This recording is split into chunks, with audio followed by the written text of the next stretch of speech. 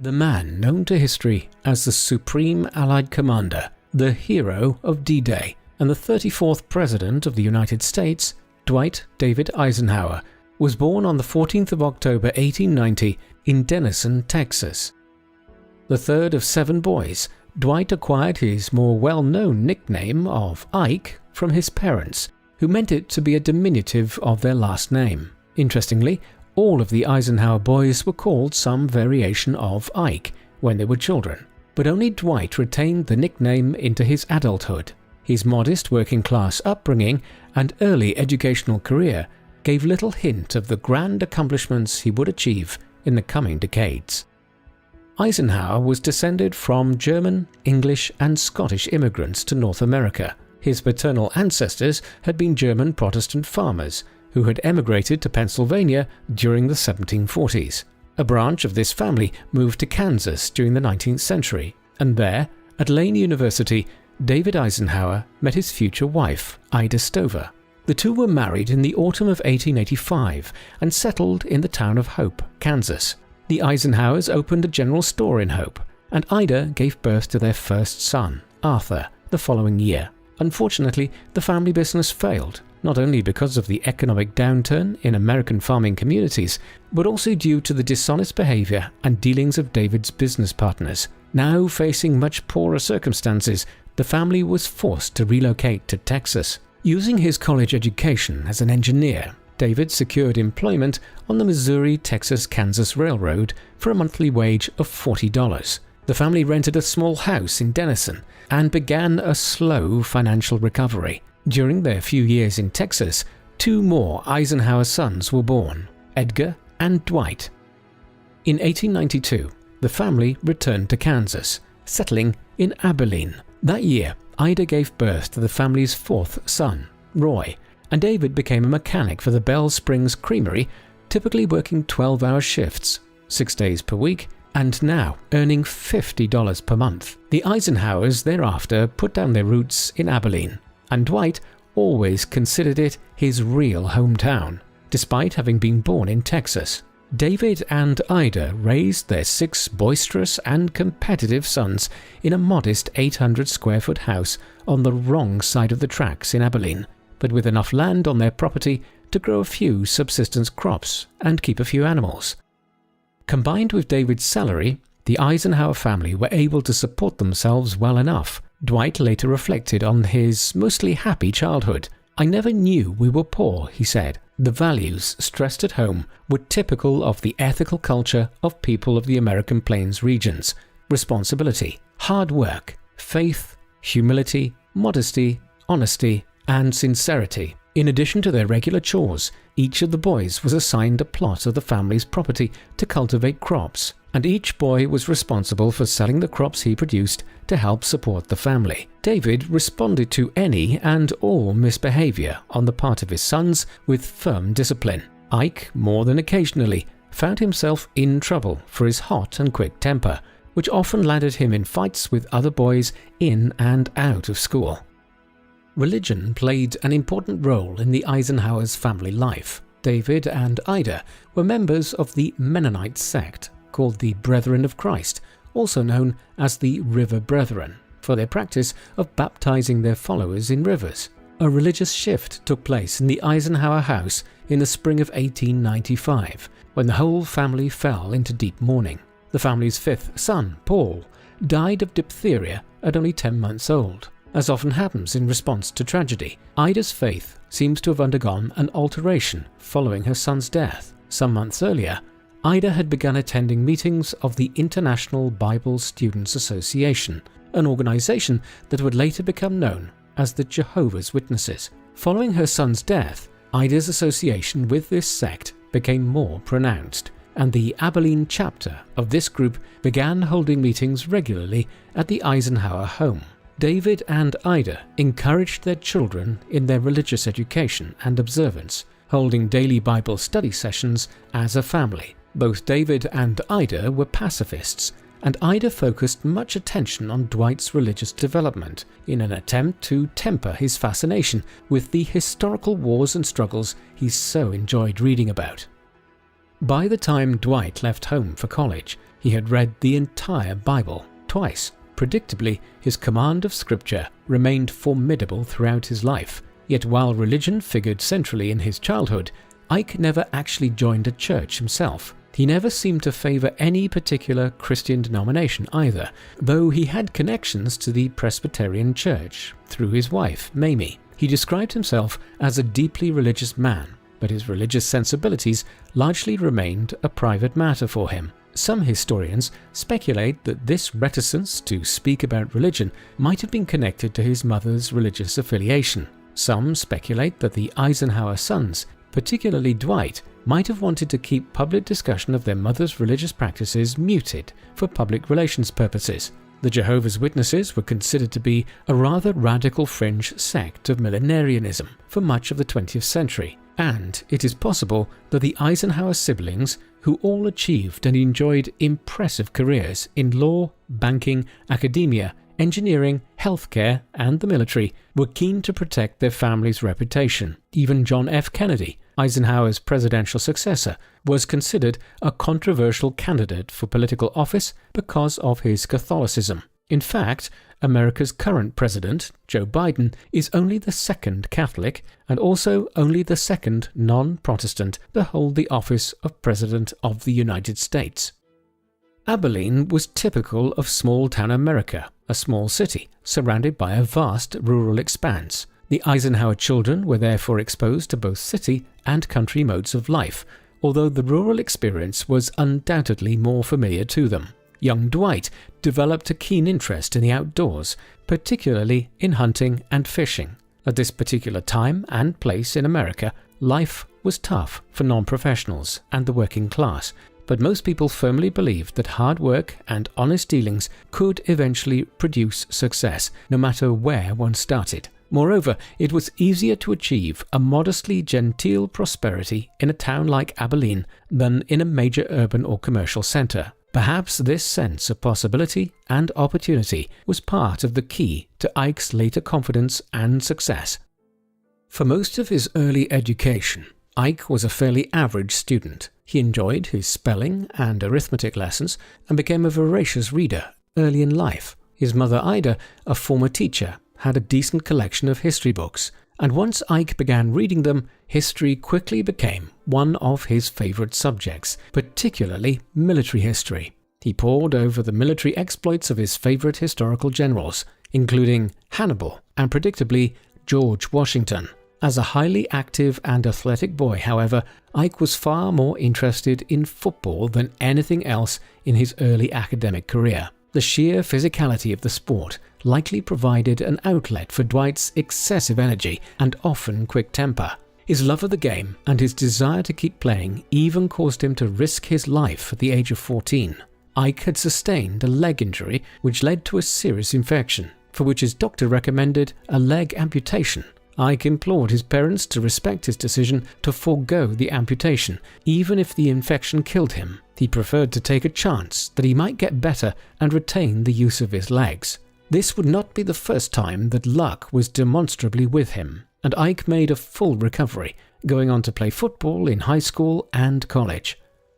Throughout his educational career, he continued to demonstrate fairly average academic performance overall, but retained his interest in history and reading. Western novels were a particular favorite of Ike's. He also showed an aptitude and interest in the practical applications of maths and sciences, which is unsurprising for the son of a college-educated engineer, as well as a man whose admirers would come to consider as a strategic and organizational genius. Ike's strategic thinking also manifested itself in his skill at card playing, a pursuit he continued to enjoy and to get better at throughout his life, particularly poker and bridge. His high school contemporaries predicted that Ike would enjoy a successful career as an Ivy League history professor. However, financial circumstances and personal inclinations guided Eisenhower in a vastly different direction.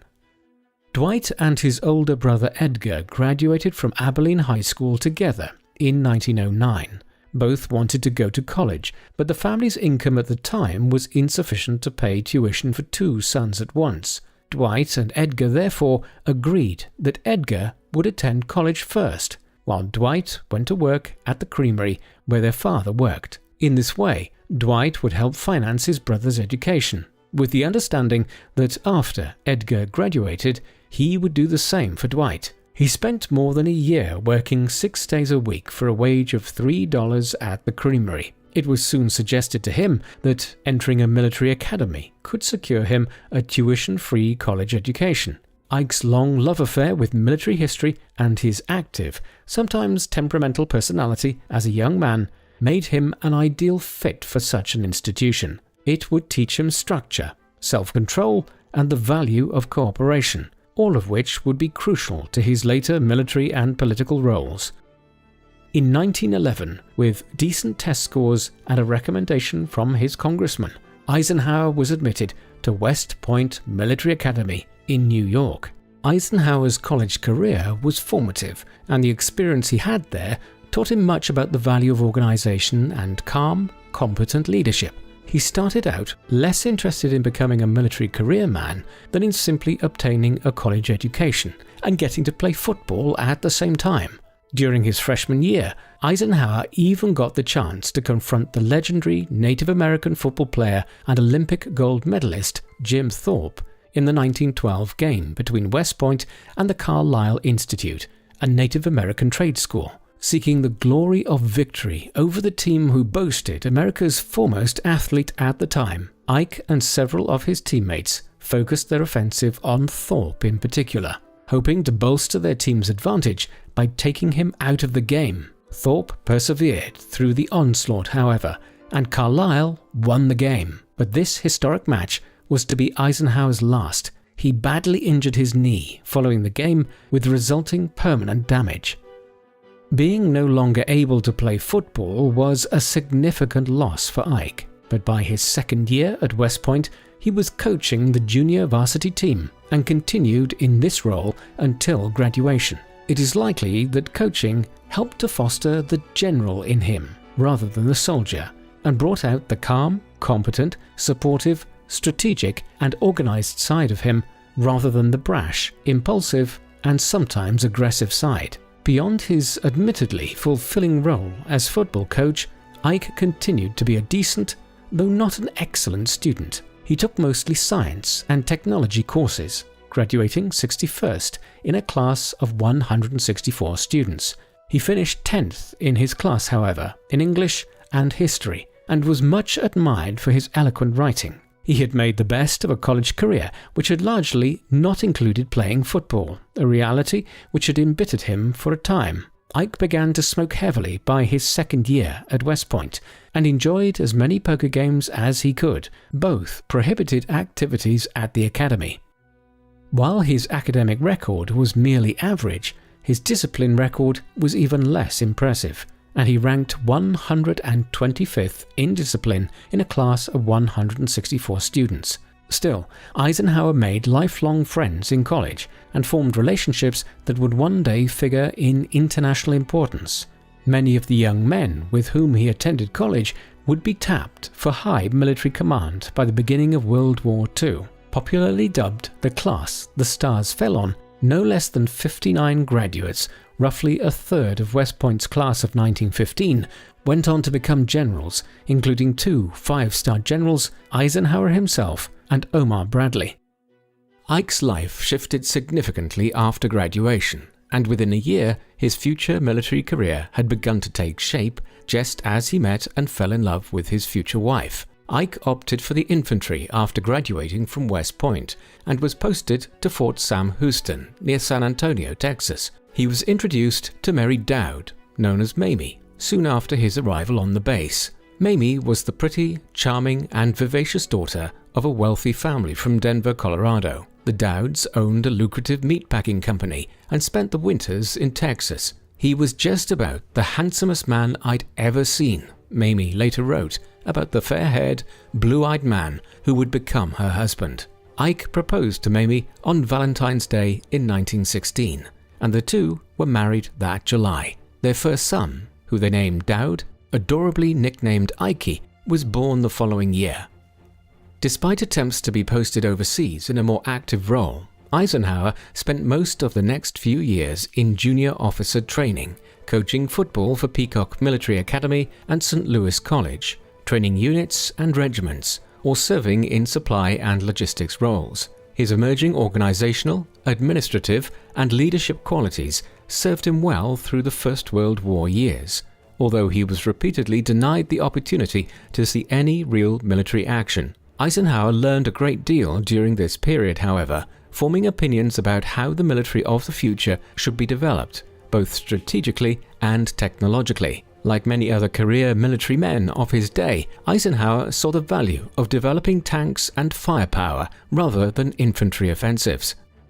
He trained tank regiments in Georgia in 1917 and in Pennsylvania in 1918. In 1919, after being posted to Camp Meade, he helped orchestrate a transcontinental vehicle convoy from Washington, D.C. to San Francisco, which taught him a great deal about tank and truck capabilities depending on terrain. This massive effort, involving hundreds of men and over 80 vehicles, was carried out with very little paved road to smooth the convoy's way, and there were literally dozens of breakdown events during the 3,200-mile, 62-day journey. The experience convinced him of the efficiency, productivity, and logistical benefits to be gleaned from the creation of a national highway system, which would later be a staple infrastructure program of his presidency. It wounded Ike's pride deeply that he had not been able to serve in a combat role in the war. He had finally received orders to depart for Europe with the unit he had finished training on the 18th of November 1918. However, exactly 1 week prior to the date of his departure, the armistice was announced. Ike was deeply disappointed. Conventionally, the way to establish a reputation and earn promotion in the military was through distinguished combat service, and Ike worried that his career might stagnate as a result of his never having served overseas. Yet it may have been a blessing in disguise, as few soldiers were prepared for the brutal savagery of the new, more technologically advanced warfare. The casualties were staggering, and the impact on the average soldier's mental health often debilitating. Instead, Eisenhower was lucky enough to spend the First World War years safely and contentedly with his young family and the friends he had made in the service.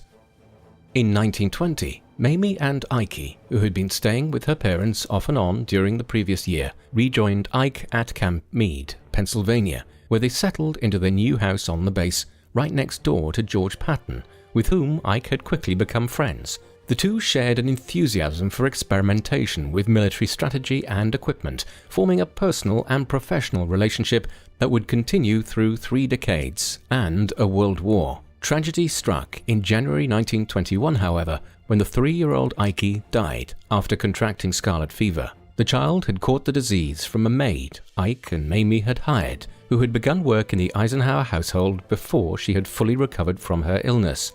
Devastated, Ike and Mamie blamed themselves, and the tragedy had a profound impact on their marriage. Both grieved deeply and privately. Ike rarely spoke about his son's death, later writing, "This was the greatest disappointment and disaster in my life, the one I have never been able to forget completely." A year after Ike's passing, their second and only son, John, was born, and a sense of joy, comfort, and continuity began to return to the Eisenhower household once again. Every year, without fail, Ike sent Mamie flowers on the anniversary of Ike's death.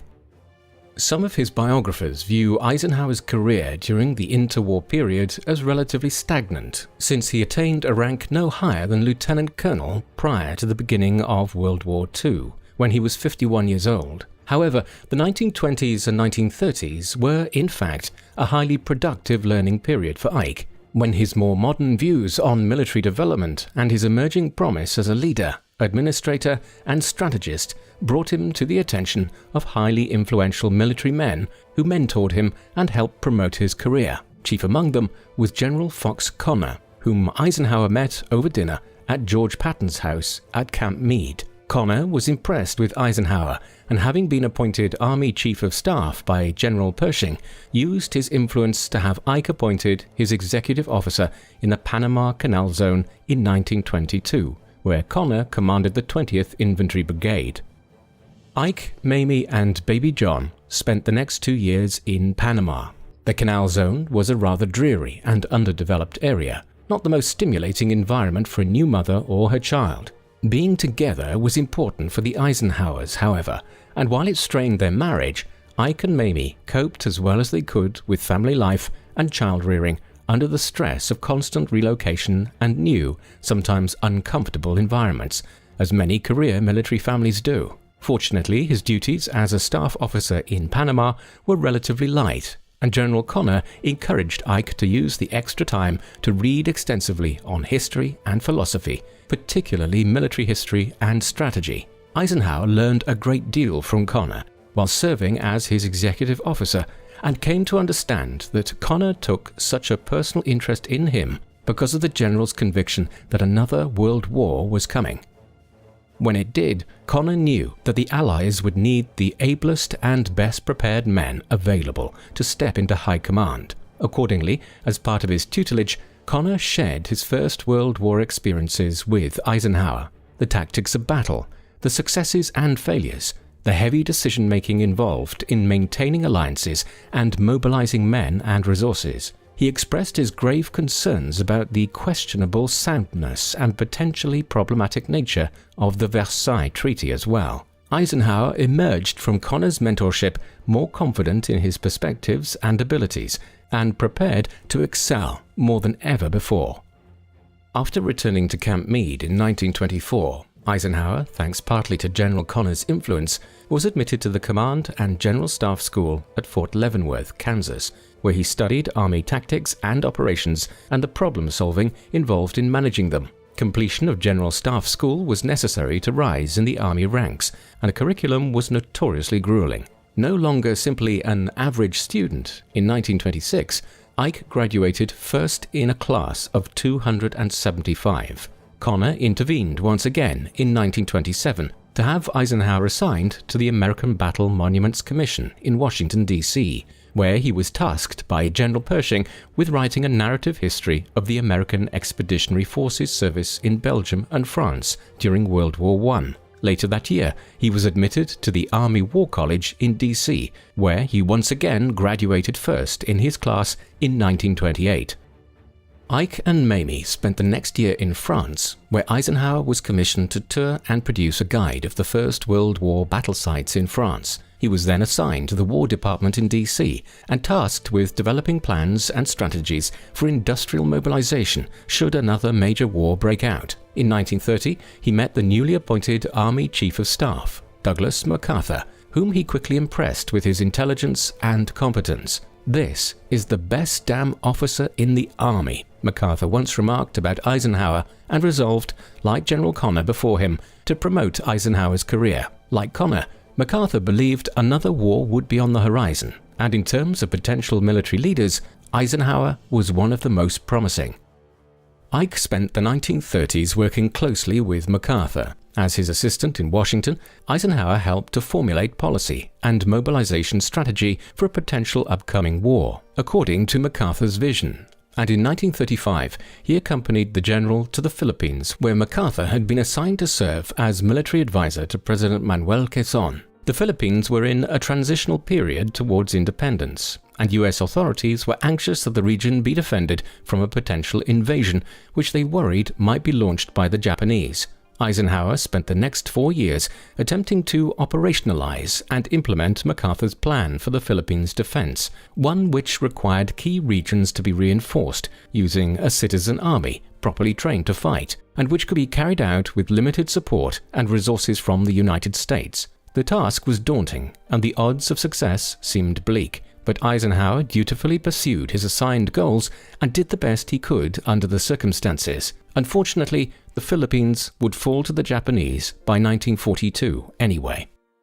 What made Ike's experience in MacArthur's service much more difficult was the political infighting among the Americans stationed there and the personality clashes with MacArthur. But Ike had come a long way from being the hot-tempered young man spoiling for a fight. He had learned instead to compromise, conciliate, and negotiate. He was also noted for maintaining cordial relations with people he disagreed with, a skill he undoubtedly perfected in MacArthur's service. MacArthur was notorious for his irascible personality, and nearly a decade working with him effectively ruined all but the most professional part of the relationship between the two men. Eisenhower, however, proved to have truly mastered himself by having served so well under MacArthur. Ike's strong suit, going forward, would be his remarkable ability to deal diplomatically, patiently, and effectively with the many high-ranking Allied leaders and commanders, all of whom had to collaborate if they were to secure victory. And many of the Allied leaders and generals of the Second World War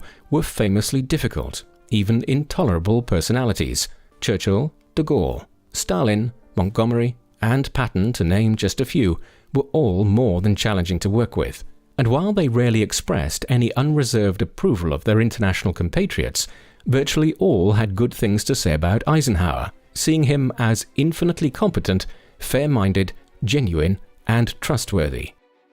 By 1939, Ike was more than ready for a change, and he discreetly wrote to friends in Washington to help him find a new posting. He returned to Washington shortly after war was declared between Britain and Germany in September. He spent the next 2 years in multiple postings, both as a staff officer and in the field, advising and assisting in the expansion and mobilization of US forces in preparation for a possible entry into World War II. He was given command of the Third Army and received acclaim and commendations for their successes against the Second Army in the 1941 War Games in Louisiana, after which he was promoted to Brigadier General.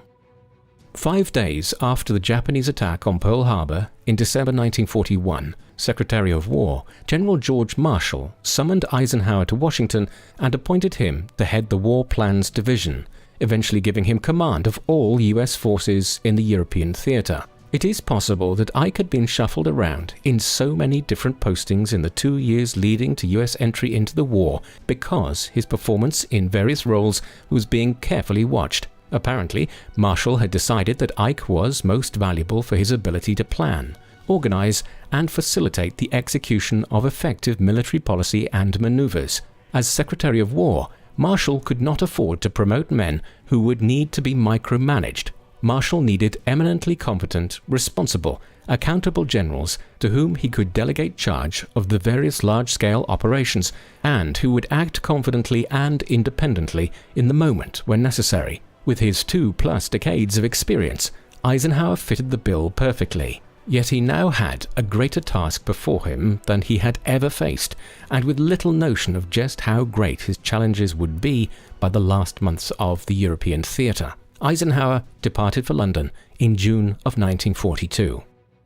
Ike arrived in England with his work cut out for him. Not only nationalistic rivalry, but also unease and distrust clouded the interactions between the Allied military and political leaders. This made planning and cooperation challenging, but communicating effectively with prickly personalities and encouraging many conflicting elements to work together was Eisenhower's strong suit. He was given command of the Allied invasion of North Africa, launched in November of 1942. Accompanying Ike to North Africa was a pretty 33-year-old Irish divorcee named Kay Summersby. She had been assigned to Eisenhower as a driver after his arrival in London, and she remained with him as his personal secretary for the duration of the war. The nature of the relationship between Eisenhower and Summersby has been the subject of much historical controversy and debate. Away from the front, World War II was a very flirtatious time, and numerous members of the American military, both young privates and great generals, formed romantic relationships with British women.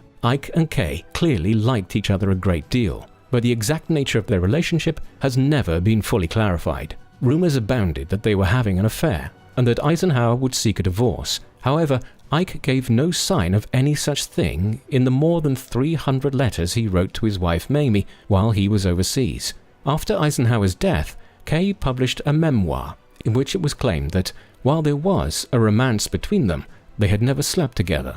Whatever the truth of their relationship, Ike cut ties with Kay when the war was over, returning home to his wife and son. Eisenhower's first major challenge in the Second World War was the North African theatre, and while the operation was ultimately a success, it was also plagued by missed opportunities, logistics problems, and painful mistakes. Ike ruefully observed that students at the General Staff College in Washington would be criticizing American performance in North Africa for decades to come. However, the general learned important lessons during the campaign, which he would carry forward with him through subsequent challenges. Operation Torch was the largest amphibious invasion in military history up until that time, and pitted General Eisenhower against the Desert Fox, General Erwin Rommel. Rommel's forces had been struggling against the British 8th Army, led by General Montgomery, in the Western Desert Campaign. The Allies took 3 key ports on the northwest coast, Oran, Casablanca, and Algiers, before proceeding east toward Tunisia.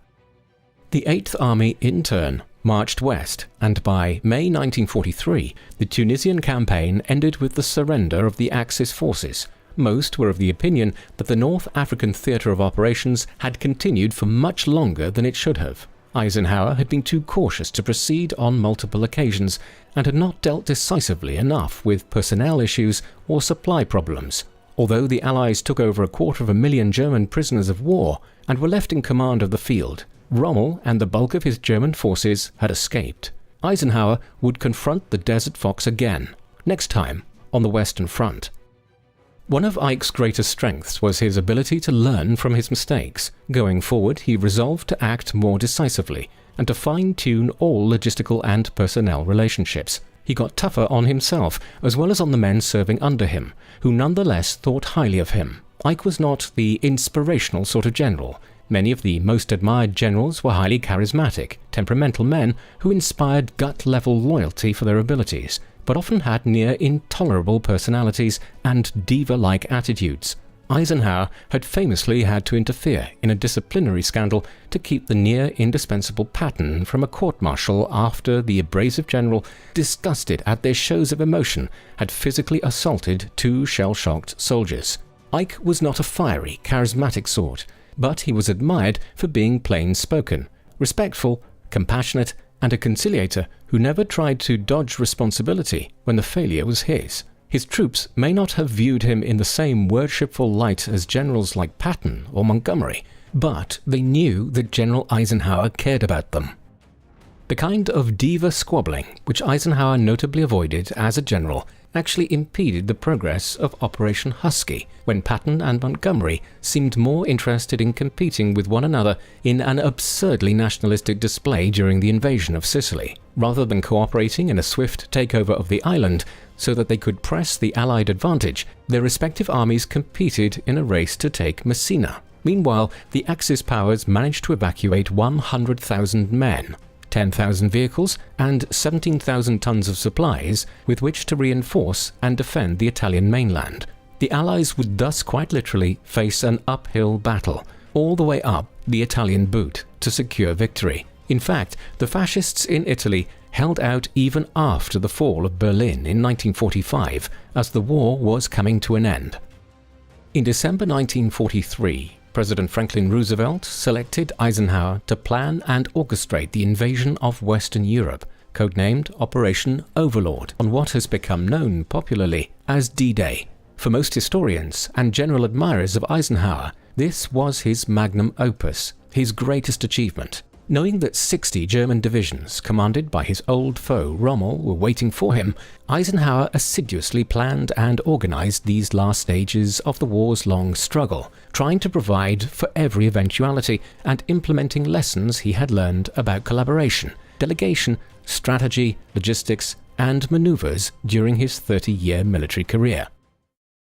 And now from our sponsor, Call of War, the cross-platform, real-time grand strategy game in which you choose a real country to lead during World War II. Simply click the Call of War link in the video description to start playing today. Take command of your own nation, build up your resources, and equip your army ready to fight up to 100 other players. Expand and defend your country over weeks of multiplayer gameplay using historic maps and varying scenarios, moving in real time over different terrains. Develop your secret weapons to control the battlefield and become a war hero in the process. Defend your country by building alliances, choose your own strategy, and perfect your own technological strategy to win the war. You get an exclusive gift. Click on the link in the description to get 13,000 gold and 1 month of premium subscription for free. Offer only available for 30 days. Don't lose time. Play this sensational strategy game of life and death on the battlefield. Try out Call of War for free now.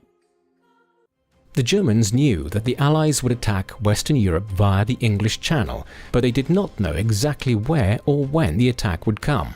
Having learned the importance of preserving the element of surprise from the North African and Italian campaigns, Eisenhower determined to cripple Axis supply lines in a preliminary bombing campaign before invading France. To keep the Germans guessing as to his real strategy, Eisenhower planned 2 other fake invasions at alternate locations on the French coast to keep the Germans away from the site where the Allies planned to strike. These mock invasions even featured inflatable tanks and parachuting dummies, which kept the far-flung German divisions along the Atlantic Wall confused for weeks after the initial landings while the Allied invasion continued. The deception campaign was truly elaborate. The Allies airdropped thin strips of metal to interfere with German radar communications. They created fake radio and code traffic which they allowed the enemy to intercept, and they sent in double agents to pose as Axis spies who fed the enemy erroneous intelligence about Allied plans and movements. Still the largest amphibious invasion in military history, the D-Day landings involved 156,000 Allied troops from the British, American and Canadian forces, who established a beachhead around 10 miles deep into occupied territory.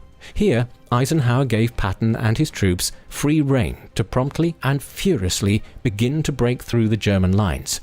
In a matter of weeks, the Allies had landed 2 million more troops, tens of thousands of vehicles, and untold amounts of supplies.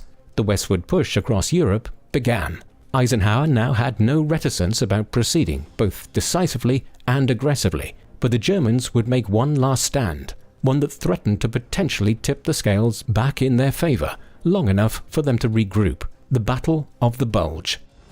By the fall of 1944, Hitler had quite clearly and correctly anticipated that Germany would soon be overrun and occupied. The Soviets were closing in from the east, and the rest of the Allied forces were advancing on Germany from the west. In an attempt to deal the Allies a blow deadly enough to forestall the Western invasion, the Germans launched a last, desperate counteroffensive in the Ardennes region of northern France and Belgium.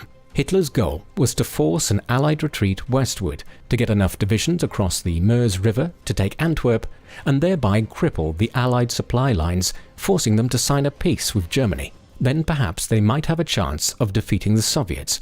As things stood, the Germans could not continue fighting a multi-front war. The Battle of the Bulge was highly crucial to the war's ultimate outcome. Troops on both sides were exhausted and experiencing continuous supply problems. Both Allied and Axis leaders understood that the winners of this battle would, in all likelihood, win the war. The surprise offensive came in December of 1944. The Germans sent in 400,000 men, nearly twice as many troops as the Allies to the west, and roughly 10% more tanks. Accordingly, the Germans initially showed significant success, pushing the British and American troops back toward the west, encircling and besieging Allied-held towns, with 2 divisions advancing as far as a mere 5 miles from the Meuse River. This early success was partly attributable to the winter weather conditions in the region, which prevented Allied air power from providing support. But once the weather lifted in January, American and British planes took to the skies once again and devastated the German supply lines. What was left of the German Air Force spent itself trying to destroy the Allied supply lines as well. But it was too late. In desperation, the German panzer divisions flung themselves at the enemy, hoping for a victory before remaining supplies collapsed. General Eisenhower, however, orchestrated a brilliant and valiant defense in key locations in the Ardennes region, and the Allies held out until the Germans were forced to retreat. They had suffered nearly as many casualties as the Allies. The war appeared to be all but over, bar the mopping up. Most historians and history buffs will immediately point to D-Day as Eisenhower's greatest achievement, which is hard to argue. There was, after all, something almost supernatural about the level of intricacy involved in the venture. The Bulge, however, was Eisenhower's only real test as a field commander on the ground. The glory he had sought and been denied by being kept stateside during the First World War was now his to claim, and in a moment when it truly counted. Consequently, some historians see the Battle of the Bulge as an achievement that was as significant for Eisenhower as the execution of the D-Day landings. Following the German surrender, Eisenhower remained in Europe to help oversee the Allied occupation and to organize the investigation and documentation necessary for the Nuremberg trials. According to American policy, which viewed most of the German people as victims of the Nazi regime, Eisenhower made efforts to ensure an adequate supply of food to support the local populace and labor to help repair necessary infrastructure. He also placed a heavy emphasis on the thorough documentation of the death camps, commissioning extensive photographic and video evidence, and not just to serve as evidence for the Nuremberg trials. The grisly and haunting spectacle of the camps had utterly horrified Eisenhower. What had taken place in these facilities was so hideous as to be almost unbelievable, and he correctly anticipated that, in future, propagandists might use people's unwillingness to believe that such extreme crimes were possible in order to deny the reality of the Holocaust. Eisenhower finally returned home in the summer of 1945 to a hero's welcome. With the recent death of President Roosevelt prior to the end of the war, Ike was now the most popular man in America, and many influential friends were urging him to enter the presidential race for the 1948 election, including President Truman himself, who even offered to serve as Ike's running mate if Eisenhower joined the Democrats. The fact of his high military office and lack of political experience, however, made him wary of entering the race, believing it might hint at military dictatorship. Additionally, the prospect of political office seemed daunting to a 56-year-old man who might prefer a less demanding occupation after his wartime exertions. Instead, Eisenhower was offered the position of president at the prestigious Columbia University, which he gladly accepted in 1948. Later that year, he published his World War II memoir, Crusade in Europe, which was an immediate bestseller. For the first time in his life, Eisenhower was a man of means. Ike had mixed experiences during his 2 years at Columbia. He founded the Institute of War and Peace Studies to research the causes and consequences of armed conflict. He also established an informal council on foreign relations to deliberate on important foreign policy initiatives. The opportunities for meaningful interaction with political, military, and intellectual leaders, therefore, made Ike's time at Columbia a rich experience in many ways. However, he did not get as many opportunities to participate in the formulation of educational policy or to engage directly with the students and faculty as much as he wished. Moreover, the academic establishment at the university sometimes made him feel less than welcome. Some members of the tenured faculty tended to look down their noses at Eisenhower for what they perceived as his rusticity, his lack of sophistication, such as his literary preference for dime store Western novels. As well as this, his relative lack of involvement in the daily educational life of the university stoked some resentment towards him as university president. In 1950, he resigned his post at Columbia and departed once again for Europe, this time serving as the Supreme Commander of the NATO alliance. Eisenhower spent the next year advising America's European allies and helping to build a broad and powerful military coalition which could stand against the rising forces of communism, provide a bulwark to defend democracies, and present enough united force to discourage the outbreak of future wars. Upon his return to the US in 1951, he made an eloquent appeal to Congress, convincing the typically isolationist legislative body to offer firm support for the NATO alliance. With unprecedented grassroots support for an Eisenhower presidency growing across the country, President Truman once again approached Eisenhower, offering to support his candidacy as a Democrat. Eisenhower, who had never voted or publicly aired any political opinion or affiliation up until this time, declined, finally declaring himself to be a Republican. This was the beginning of a permanent and bitter rift between Truman and Eisenhower, which only worsened through the 1952 election campaign season. Ike's political declaration inspired a draft Eisenhower movement in the Republican Party. Understanding that his opponent for the party nomination, Robert A. Taft, had far less concern for foreign than for domestic policy, and that all of his work for international security might be at risk in a more isolationist America, Ike finally decided to throw his hat into the ring. "I like Ike" buttons were suddenly everywhere, and enthusiastic voters could be heard humming the unavoidably catchy television jingle, also called "I Like Ike," under their breath. Ike's campaign was notably populist in its character, which is odd since Eisenhower himself was nothing of the sort, and if left to his own devices, likely would have campaigned simply on his established record of sober, calm, competent leadership and administration.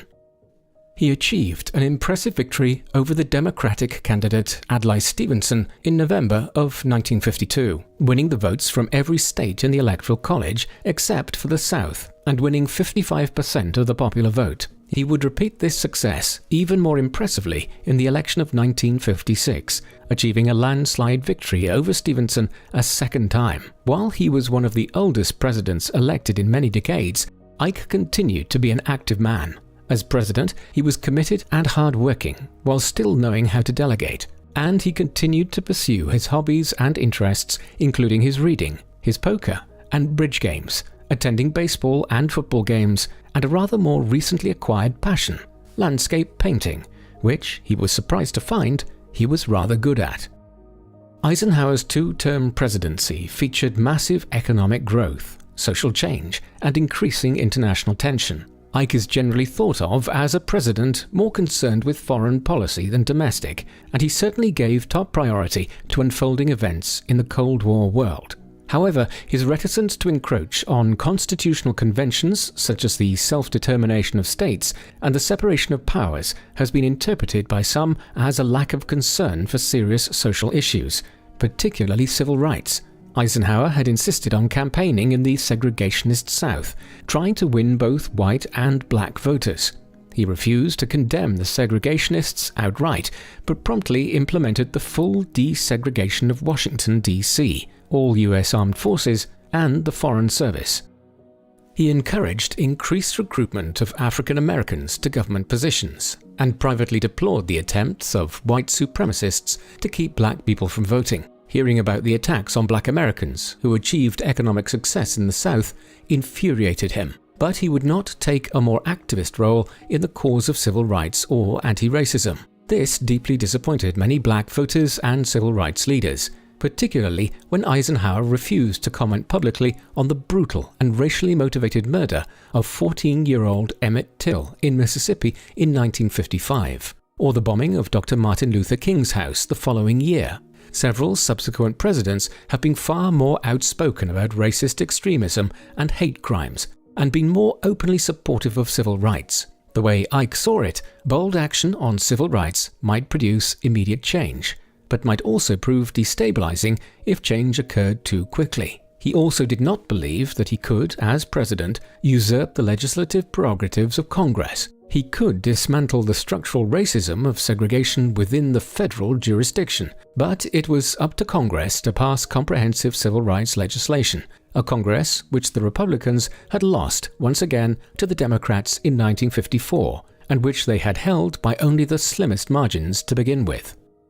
Eisenhower could, however, appoint Supreme Court justices with civil rights leanings, and accordingly appointed two of them to the bench, including Chief Justice Earl Warren, whose judicial opinion in the Brown v. Board of Education case finally struck down the segregationist Plessy v. Ferguson. Further, Eisenhower did not hesitate to enforce the Brown decision in the South when they refused to cooperate and allow school desegregation to go forward. He assumed control of the Arkansas National Guard to force the racial integration of Little Rock High School in 1957. Previously, Eisenhower had quietly negotiated with the Arkansas governor, Orville Forbes, to ensure that the integration would go ahead peacefully, and was infuriated when the governor went back on his word. National Guard troops remained on the Little Rock High School campus for several weeks, escorting the 9 black students safely to and from their classes in an overwhelming and often hostile sea of white students. Eisenhower's civil rights record also received criticism for his continued implementation of Native American assimilationist policies.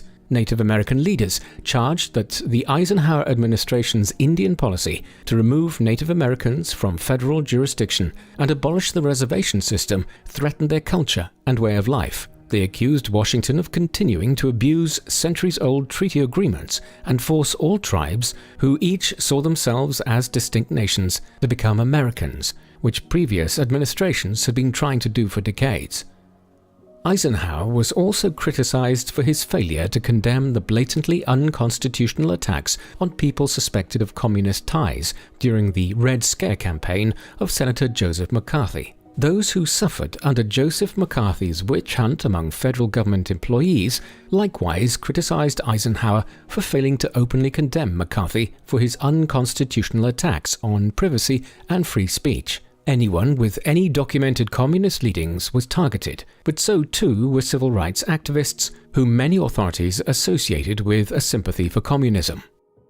The gay and lesbian community were also targeted in these attacks, not for their political affiliation, but because their so-called lack of moral fiber left them open to blackmail by communist spies, making them untrustworthy. This mass firing of gay and lesbian employees from government positions is remembered as the Lavender Scare and was instrumental in awakening a nascent gay liberation movement, which found much louder expression by the late 1960s. While Eisenhower loathed McCarthy personally, he made no move to curtail his campaign against domestic communism, except when McCarthy attempted to start issuing congressional subpoenas to White House staff members. In response, Eisenhower was the first president to both invoke and fully define the principle of executive privilege. As far as Ike was concerned, overall political stability and national security were best served by keeping certain access to the executive branch on a privileged basis, especially from someone as ruthless, dishonest,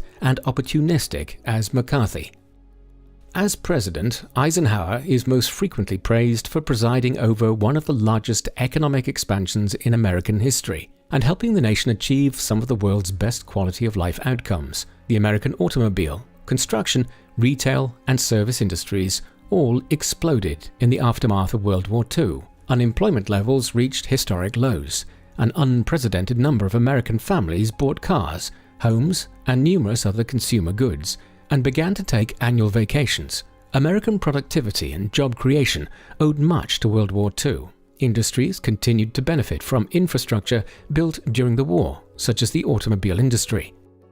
Democratic Party members claimed that their New Deal programs and GI Bill, which Ike had no hand in, were key factors in America's healthy post-war economy. There is truth in these claims. Ike did not pioneer the farming subsidy programs, the Social Security Administration, or the infrastructure to promote fair labor practices. He was not responsible for the GI Bill, which helped former soldiers and their families reach the economic equilibrium necessary to participate in the booming economy. However, Eisenhower did work to help facilitate the economic expansion in multiple ways.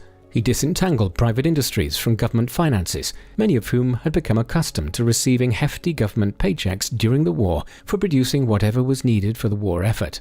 He also allowed tax rates for top earners, capital gains, and the wealthiest estates to remain high, a decidedly unconservative decision, which brought him into conflict with members of his own party. A surplus of tax revenue allowed him to expand Social Security programs to benefit an additional 10 million American workers, providing them with access to unemployment, insurance, and pensions.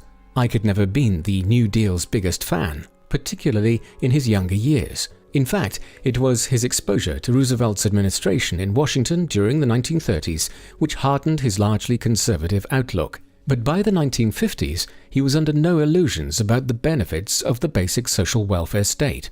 Any political party who tried to get rid of the New Deal programs now, he said, would never be heard from again. He described those who still aimed to deconstruct the New Deal as a negligible and stupid splinter group. Finally, one of Eisenhower's most significant contributions to America's economic expansion was his pioneering of the Interstate Highway Act of 1956. Originally envisioned as a quick evacuation solution from densely populated urban areas in the event of a nuclear attack, the creation of the nationwide highway system opened up national markets for trade and shipping, put small towns on the map, allowing them to grow, encouraged interstate leisure travel, and facilitated the creation of businesses to serve all highway travelers.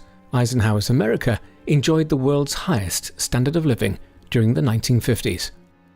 When it came to foreign policy, Ike faced the daunting task of representing America on the world stage at the dawn of the nuclear era. His perspectives on both communism and nuclear weapons had evolved since the end of World War II. Ike had been in Russia when the atomic bomb was dropped on Hiroshima. He had been horrified, believing it had done more harm than good. The Japanese, he thought, had been close enough to surrender to make the use of the atomic bomb unnecessary. although some historians continue to disagree on this point. He found it repugnant that the United States had been the first to use nuclear weapons. He was also of the opinion that the atomic bomb had done more than anything to make the Soviets distrust the Americans, leading to increasing tensions in the years ahead. Eisenhower was still hopeful during the immediate post-war period, believing that Russia wanted friendship more than competition with the United States. By 1948, however, the Russians had tested their first atomic bomb, and tensions over Germany's economic recovery and Greece's civil war had risen considerably. The Soviets seemed bent on expansion, and Ike's stance on communism therefore hardened. He began to believe, as his Republican contemporaries did, that an overall policy of containment, backed by the threat of military action or nuclear strike, was the best path to secure American interests and continued world peace. Impressions of Eisenhower's handling of the Cold War continue to vary. Modern critics mostly condemn the activities of the CIA, which Eisenhower approved during his administration, including the overthrow of elected governments in Iran and Guatemala, charging that these operations had less to do with containing communism than installing governments more friendly to US economic interests. These actions made Iranian oil accessible to US and British companies and prevented the nationalization and equitable distribution of land among Guatemalans to facilitate the dominance of large-scale, corporate, American agricultural interests in the region. Containment of communism in Latin America and the Middle East continued to be a feature of American foreign policy in the years to come.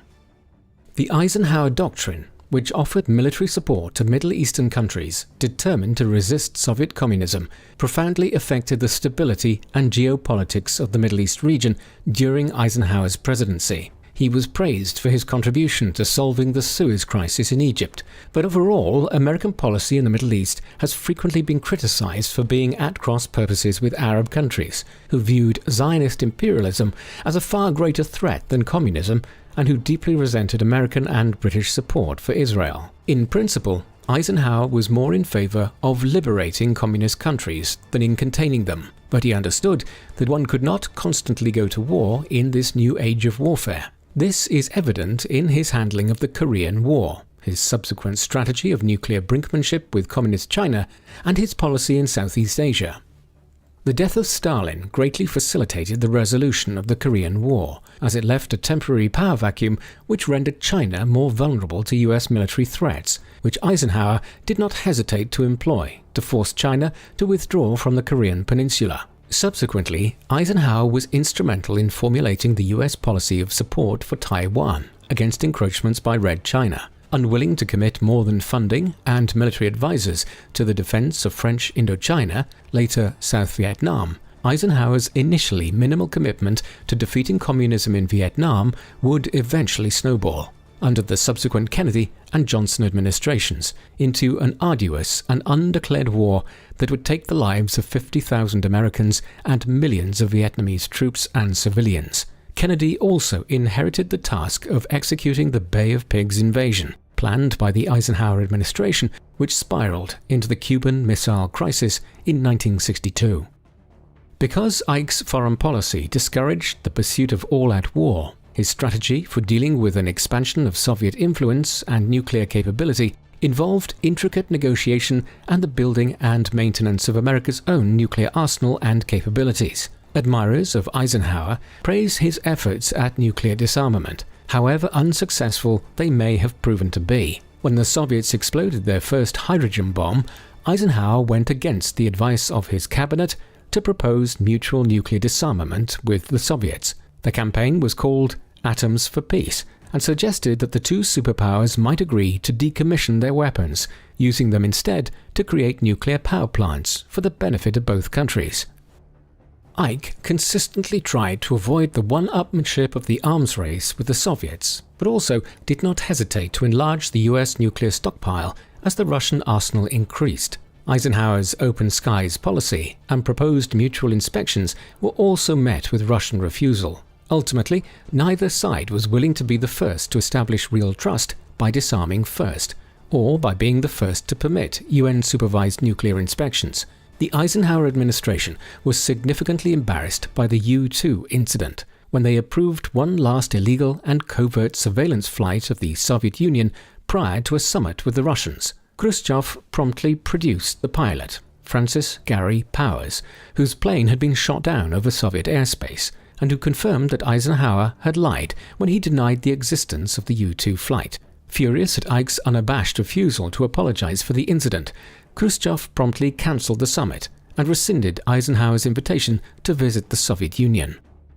Throughout his presidency, Eisenhower grew to resent the absurdly high price tag for America's foreign policy. He had massively defunded America's conventional military forces and poured money into the development of a nuclear strategy which paradoxically kept Americans safe using the principle of assured mutual destruction. The space race eventually came to seem excessive to him as well, and Ike referred to any administration that could spend $40 billion on a race to the moon as nuts.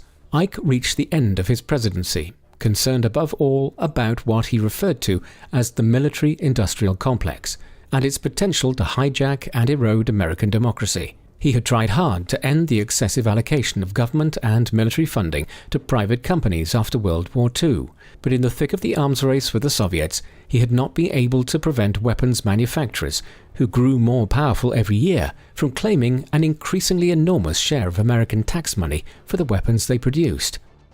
When his presidency was over, Eisenhower handed the reins of government to Kennedy, who had emerged victorious against Richard Nixon, Eisenhower's vice president in the 1960 election. Accompanied by Secret Service detail, Ike and Mamie departed the White House for their farm in Gettysburg, Pennsylvania. Ike's retirement was both pleasant and fairly active. It meant much more time with Mamie and their son John and their grandchildren. He wrote 3 more memoirs between 1963 and 1967 and continued his hobbies and pursuits, including poker, bridge, landscape painting, and a rather newer hobby for him, golfing. He also continued his support for Republican electoral candidates in his retirement. Eisenhower's health had begun failing as early as 1955, when he had his first heart attack. Although Vice President Nixon and Eisenhower's cabinet had done everything possible to minimize the president's health problems to the media, Ike suffered no less than 4 more heart attacks over the next 10 years, the last of which left him fairly debilitated, and he was permanently hospitalized by 1968.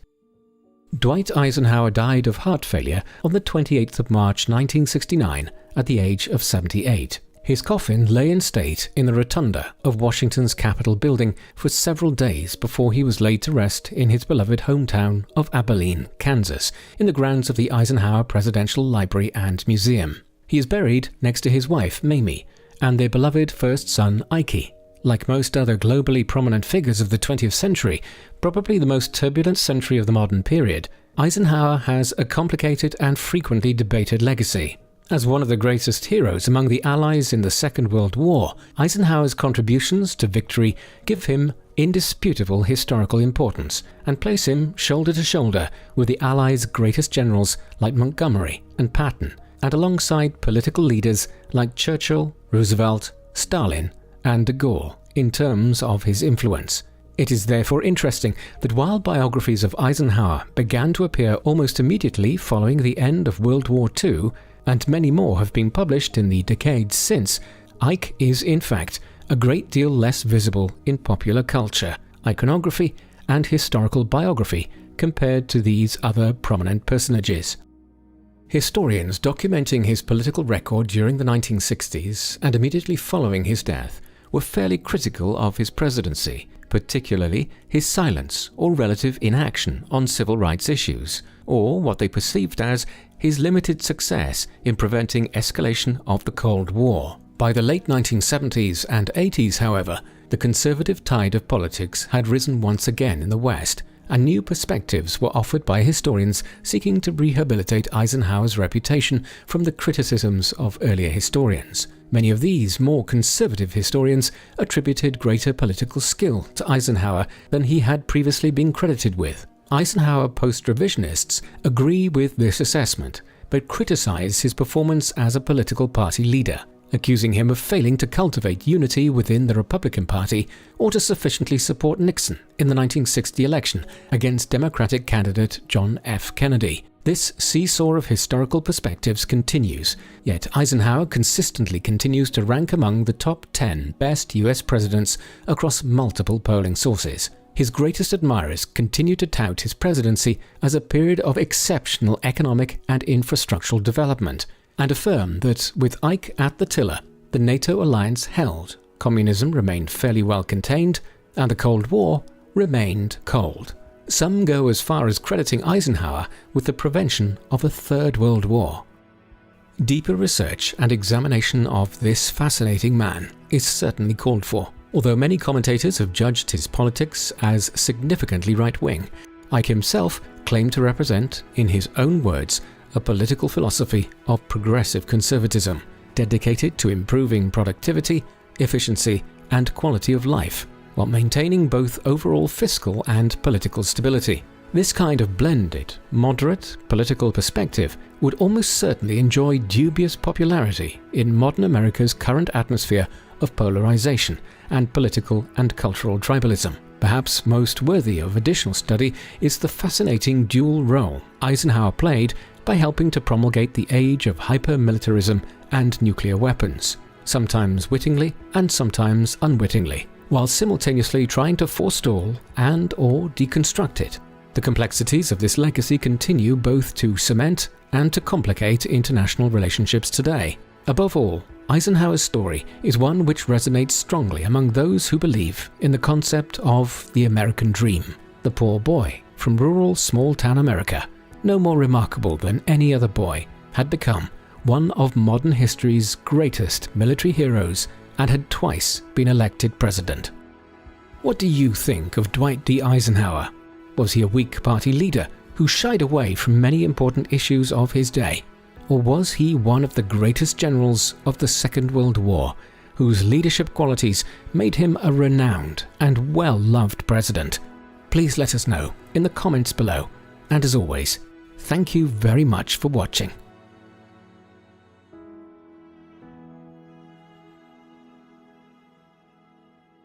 Hello guys, thank you so much for watching this video. If you enjoy our work and would like to support the channel, please visit our revamped Patreon and Buy Me a Coffee membership pages, which contain rewards, such as early access to our content, merchandise discounts, and audio versions of our videos, along with much more that we give to our valued supporters. If you have not yet signed up to help our cause, we'd like to ask you to please consider doing so, as we need to secure the channel by safeguarding it from possible demonetization, and also invest in better equipment, software, and more people to help us improve our videos going forward. In short, without your contributions, these videos would not be possible. So if you would like to ensure this channel never has to shut down due to demonetization, please spare whatever you can per month and become People Profiles patrons. Thanks for listening.